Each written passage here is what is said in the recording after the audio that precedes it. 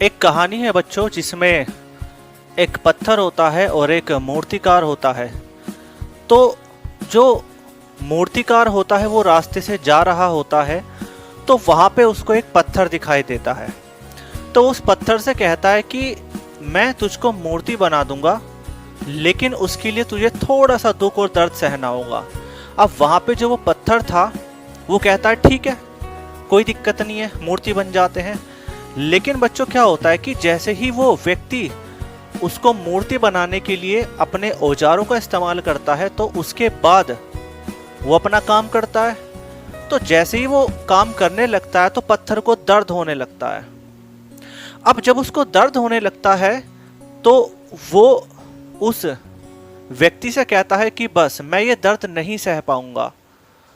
लेकिन वो जो मूर्तिकार था वो उसको समझाता है कि दर्द अभी होगा, उसके बाद आपके जीवन में सुख सुविधाएं आ जाएंगी। लेकिन उसको वो दर्द बर्दाश्त नहीं हुआ। अब आगे चला, उसको एक पत्थर और मिला। फिर उसने उस पत्थर से कहा कि मैं तुम्हें मूर्ति बना सकता हूं, आप यूं ही सड़क पे पड़े हैं, मैं आपको मूर्ति बना सकता हूं। उसने बोला ठीक है, कोई प्रॉब्लम नहीं है। उसने फिर उस पत्थर से बोला कि आपको थोड़ा दर्द होगा, थोड़ा दर्द सहना पड़ेगा। तो उस पत्थर ने जवाब दिया ठीक है, सह लेंगे दर्द, क्या दिक्कत है। तो उसके बाद वो अपना व्यक्ति काम करना शुरू करता है, उसको मूर्ति बनाना शुरू करता है। लेकिन जैसे ही वो औजार को लेता है तो वो पत्थर कहता है कि दर्द ज्यादा तो नहीं होगा। उसने बोला कि दर्द तो दर्द है, चाहे कम हो या ज्यादा हो। अगर आपको मूर्ति बनना है तो दर्द छोटा हो या बड़ा हो, उससे क्या फर्क पड़ता है। फाइनली वो अपना काम स्टार्ट करता है, पत्थर सहता है और सहता है, लेकिन एक लिमिट ऐसी आती है उसमें वो हार मान जाता है और कहता है कि बस अब मुझसे दर्द बर्दाश्त नहीं होता।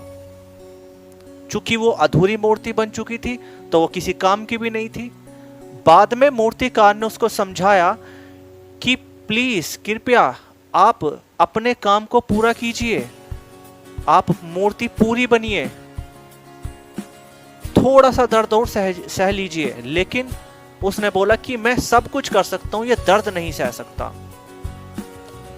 उसने कहा ठीक है। फिर वो थोड़ा आगे चलता है व्यक्ति, तो उसको एक पत्थर मिलता है।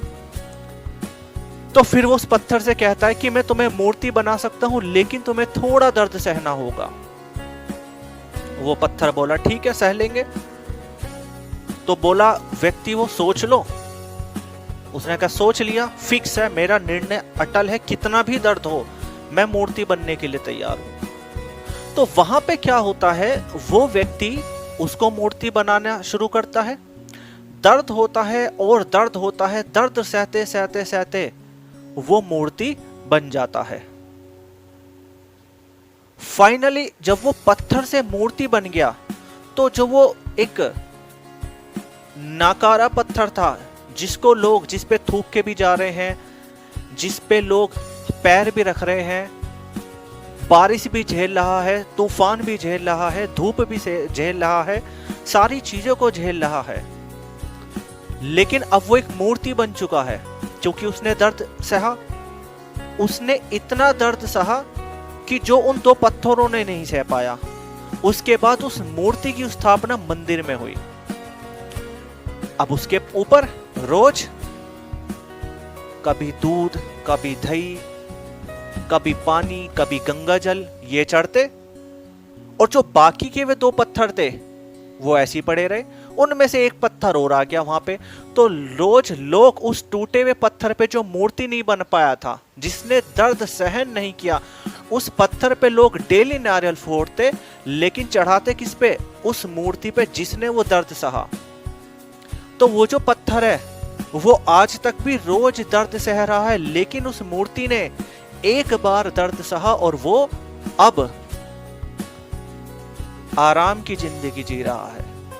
तो कहने का मतलब ये है कि जैसे बच्चे कहते हैं कि कैसे करें तैयारी, क्या होगा, कैसे होगा, तो मेरे प्यारे बच्चों, एक बार ही दर्द सह लीजिए, एक बार ही अच्छे से तैयारी कीजिए, दिल से तैयारी कीजिए। उसके बाद आपको कुछ नहीं करना। वो किसी ने एक बात सही कही है कि मेहनत हर कोई व्यक्ति करता है। अगर आप इस उम्र में मेहनत करेंगे तो आगे जाकर के मौज मस्ती लेंगे, आपका जीवन सुखमय होगा। और अगर आप अब मौज मस्ती करेंगे तो आगे आपको मेहनत करनी होगी। दो रोटी के लिए तो सबको मेहनत करनी होगी। तो इसलिए मैं बच्चे आपसे कहता हूं कि हमेशा एक टारगेट फिक्स कीजिए, मेहनत कीजिए। उस दर्द दुख से मत देखिए कि आप 8 घंटे पढ़ रहे हैं, आपको बुक्स खरीदनी है, आपको कोचिंग के लिए जाना है, आपके फीस खर्च हो रही है। लेकिन जब आप सक्सेसफुल हो जाओगे ना, तो आप इन्हीं बातों को याद करेंगे कि हमने कैसे तैयारी की थी, हमने कितने पैसे खर्च किए थे, हमने कहां कहां पे कोचिंग की थी, हमने कितने प्रैक्टिस सेट किए थे, कितनी मॉक टेस्ट दिए थे, हमने रात भर जाग जाग के तैयारी की थी। और ध्यान रखिएगा कि वही व्यक्ति सफल होता है जो रिस्क लेता है। जिसने रिस्क नहीं लिया वो व्यक्ति कभी सफल नहीं होता। तो ध्यान रखिएगा, अगर आपको इस कहानी से कुछ सीख मिलती है तो आज से ही तैयारी करना चालू कर दीजिएगा। और सक्सेस पॉइंट की पूरी टीम और मैथ्स एकेडमी की पूरी टीम आपके साथ है। दिन हो या रात हो, हम आपके साथ हैं। हम आपकी पूरी मदद करेंगे एक गवर्नमेंट जॉब को दिलवाने के लिए, लेकिन मेहनत आपको करनी होगी।